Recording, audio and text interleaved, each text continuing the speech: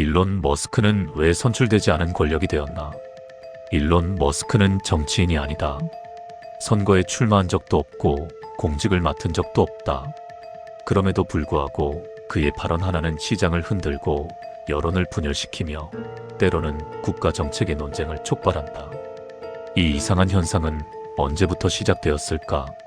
이 이야기는 그의 트윗이나 인터뷰가 아니라 그가 어떤 위치에 서게 되었는지에 대한 이야기다.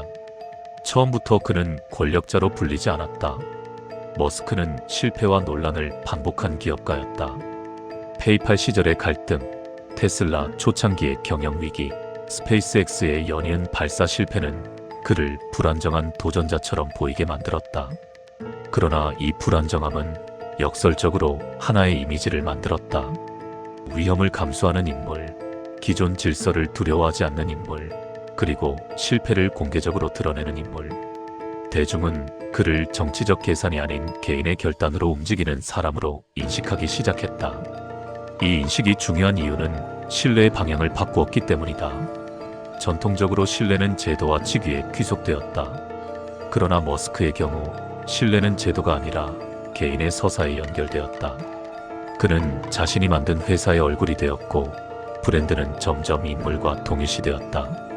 테슬라는 단순한 전기차 회사가 아니라 머스크의 철학을 구현하는 공간으로 받아들여졌고, 스페이스X는 국가가 아닌 개인이 우주를 향해 도전하는 상징처럼 소비되었다. 이 시점에서 중요한 변화가 일어났다. 머스크는 더 이상 기업의 대표가 아니라 플랫폼을 통제하는 개인이 되었다.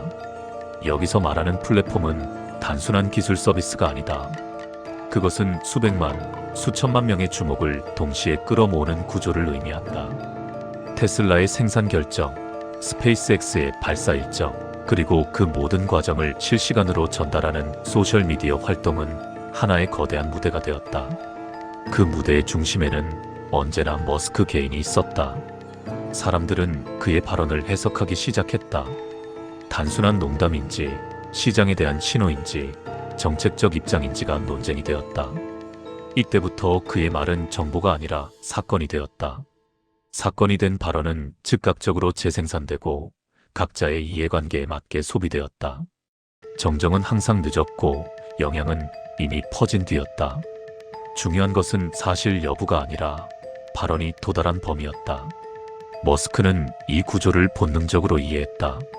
그는 공식 발표보다 개인 계정을 선호했고 복잡한 설명보다 단문을 택했다.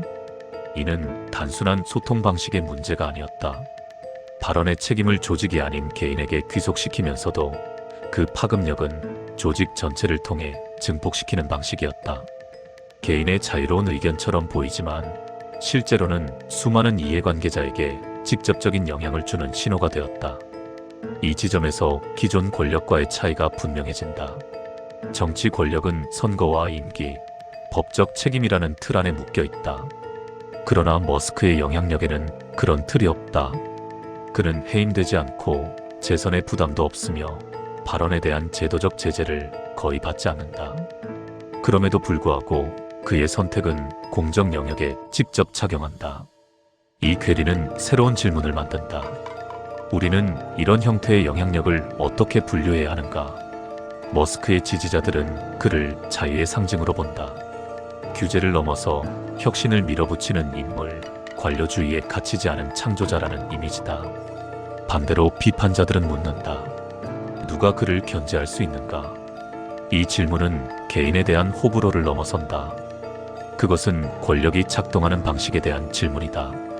여기서 중요한 사실은 이 영향력이 누군가에 의해 강제로 주어진 것이 아니라는 점이다. 시장은 그의 서사를 선택했고 대중은 그의 발언을 확산시켰으며 미디어는 그를 중심으로 이야기를 재구성했다. 머스크는 권력을 요구하지 않았다. 그는 허용되었고 확대되었으며 반복적으로 승인되었다. 이 과정은 합법적이었고 대부분 자발적이었다. 이제 우리는 이 인물을 단순한 기업가로만 볼 수 없다. 그는 플랫폼과 주목, 기술과 팬덤이 결합했을 때 어떤 일이 벌어지는지를 보여주는 사례가 되었다. 이 사례는 예외일까 아니면 시작일까? 만약 비슷한 조건이 반복된다면 또 다른 머스크는 언제든 등장할 수 있다. 일론 머스크의 영향력이 본격적으로 문제로 인식되기 시작한 순간은 그가 무엇을 만들었을 때가 아니라 무엇을 말했을 때였다. 그의 발언은 단순한 의견이 아니었다. 그것은 시장과 여론, 정책 논쟁을 동시에 흔드는 신호로 작동했다. 이 지점에서 우리는 다시 질문하게 된다. 왜 같은 말이라도 그의 입에서 나오면 사건이 되는가? 이 현상을 이해하려면 발언의 내용보다 전달 구조를 먼저 봐야 한다. 머스크는 자신의 발언을 공식 문서나 보도자료로 전달하지 않는다. 그는 중개자를 거치지 않고 곧바로 대중에게 도달한다. 이 직접성은 투명함처럼 보이지만 동시에 검증과 맥락이라는 필터를 제거한다. 그 결과 발언은 설명 없이 확산되고 해석은 각자의 이해관계에 따라 분화된다. 여기서 중요한 점은 속도다. 머스크의 발언은 실시간으로 퍼진다. 주식시장은 반응하고 미디어는 이를 인용하며 정치권은 입장을 묻는다. 정정이나 해명은 항상 뒤따른다. 그러나 영향은 이미 발생한 이후다. 이 구조에서는 사실 여부가 아니라 최초 노출의 힘이 결과를 결정한다. 권력은 진실보다 빠른 쪽에 있다. 이 구조는 우연이 아니다. 머스크는 자신이 가진 주목도를 정확히 이해하고 있다. 그는 논쟁적인 표현을 선택하고 해석의 여지를 남기며 반응을 관찰한다. 이는 즉흥적인 행동처럼 보이지만 반복되는 패턴 속에서 하나의 전략으로 읽힌다. 발언은 질문을 던지고 사회는 그 질문에 대해 스스로 싸우게 된다. 그는 논쟁의 중심에 서 있지만 결론의 책임에서는 한 발 비켜나 있다. 기존 권력과의 차이는 여기서 분명해진다. 정치인의 발언은 기록으로 남고 책임의 대상이 된다. 정책 실패는 선거로 평가받고 잘못된 판단은 제도적 제재를 받는다. 그러나 머스크의 발언에는 이런 귀결 구조가 없다. 그는 공적 영역에 영향을 미치지만 공적 책임의 틀 안에는 들어오지 않는다. 이 비대칭이 그의 영향력을 더욱 증폭시킨다. 플랫폼 소유의 문제도 여기서 드러난다. 머스크는 단순히 발언하는 사람이 아니라 발언이 확산되는 공간의 규칙에 영향을 미칠 수 있는 위치에 있다.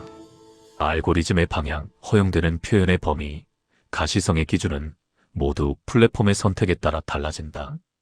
이 선택이 개인의 가치관과 맞물릴 때 플랫폼은 중립적인 공간이 아니라 특정 방향성을 가진 무대가 된다. 이러한 변화는 한순간에 이루어지지 않았다. 초기에는 자유로운 토론의 확장처럼 보였고 표현의 다양성이라는 명분으로 받아들여졌다. 그러나 시간이 지날수록 어떤 목소리는 증폭되고 어떤 목소리는 사라졌다. 기준은 명확하지 않았고 결정 과정은 공개되지 않았다. 그 결과 플랫폼은 공적 공간처럼 작동하면서도 공적 책임을 지지 않는 영역이 되었다. 여기서 다시 개인의 문제로 돌아가 보자. 머스크는 자신의 영향력을 부정하지 않는다. 그는 오히려 그것을 솔직함과 직접성의 결과로 설명한다. 그러나 문제는 의도가 아니다. 문제는 결과다. 개인의 발언이 공적 결과를 낳는 구조가 반복될 때 그 사회는 새로운 형태의 권력에 직면하게 된다. 그것은 법으로 정의되지 않았고 헌법에도 명시되지 않았지만 실제로는 작동한다. 이 권력은 강제하지 않는다. 명령하지도 않는다. 대신 유도하고 분위기를 만들며 선택지를 좁힌다. 사람들은 스스로 판단한다고 느끼지만 그 판단의 출발점은 이미 설정되어 있다. 머스크의 발언은 이 설정을 움직이는 레버처럼 작동한다. 짧고 단순한 메시지가 복잡한 사회적 결과를 만들어내는 이유가 여기에 있다. 이제 우리는 질문을 더 좁혀야 한다. 이런 영향력은 왜 지금에서야 가능해졌는가? 답은 기술과 미디어, 환경의 변화에 있다. 과거에는 권력이 위계적으로 전달되었다. 지금은 네트워크를 통해 확산된다. 중심은 하나지만 파급은 다방향이다. 머스크는 이 네트워크형 권력의 가장 선명한 사례다. 일론 머스크의 영향력이 완성되었다고 느껴지는 순간은 그가 무엇을 선언했을 때가 아니다. 그것은 사회가 그의 발언을 참고가 아니라 기준으로 삼기 시작했을 때였다. 어느 순간부터 그의 말은 하나의 의견이 아니라 논쟁의 출발점이 되었고 선택지의 경계를 설정하는 역할을 하게 되었다. 이 변화는 조용했고 점진적이었으며 그래서 더 분명하게 인식되지 않았다. 이 단계에 이르면 개인의 의도는 더 이상 중요하지 않다. 중요한 것은 그 인물이 차지한 위치다. 머스크는 기술 기업의 대표이자 플랫폼의 소유주이며 동시에 수억 명의 주목을 즉각적으로 끌어낼 수 있는 발언권을 가진 존재가 되었다. 이 세 가지가 동시에 결합되는 경우는 이전 시대에는 거의 존재하지 않았다. 국가 권력은 강제력을 가졌지만 주목도는 제한적이었고 미디어 권력은 확산력을 가졌지만 소유와 결정권은 분산되어 있었다. 머스크는 이 모든 요소가 한 개인에게 수렴될 수 있음을 보여준 첫 사례 중 하나다. 이제 영향력은 더 이상 통치의 문제로만 정의되지 않는다.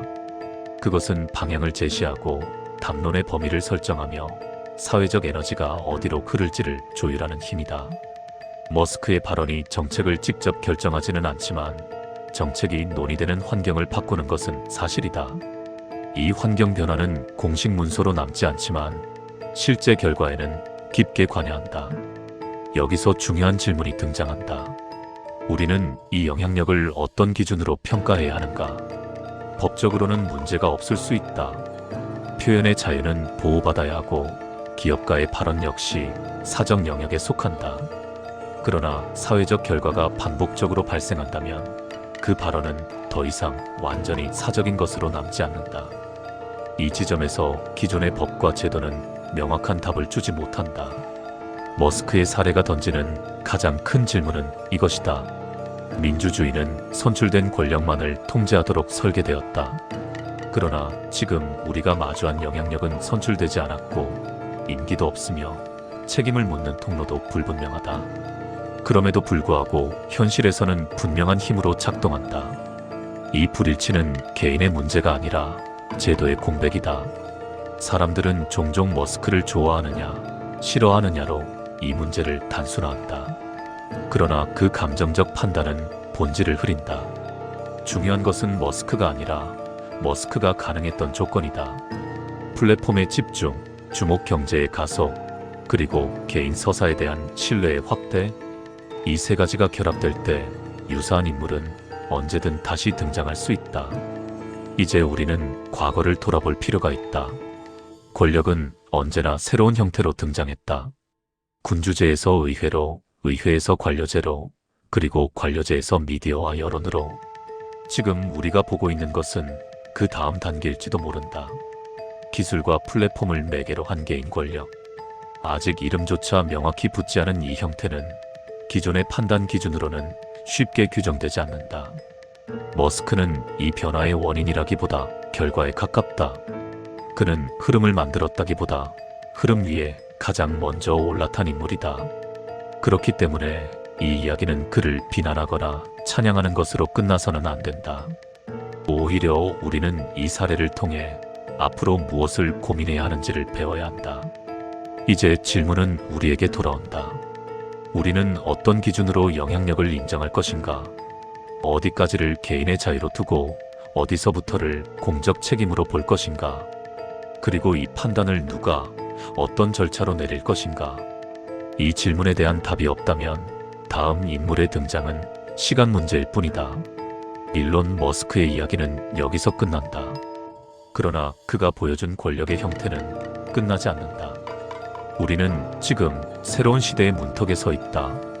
이 문턱을 어떻게 넘을지 결정하는 것은 더 이상 한 개인이 아니라 사회 전체의 선택이다. 이 영상은 일론 머스크 개인의 평가가 아니라 현대 사회에서 권력이 이동하는 방식에 대한 기록입니다. 실화 기반 미스터리 인물 100과 매일 공개. 구독, 좋아요, 알림 설정은 깊이 있는 다큐 제작에 큰 힘이 됩니다. 여러분은 플랫폼을 소유한 개인의 영향력을 어디까지 허용해야 한다고 보시나요? 댓글로 여러분의 분석과 해석을 남겨주세요. 알고리즘은 참여한 줄을 좋아합니다.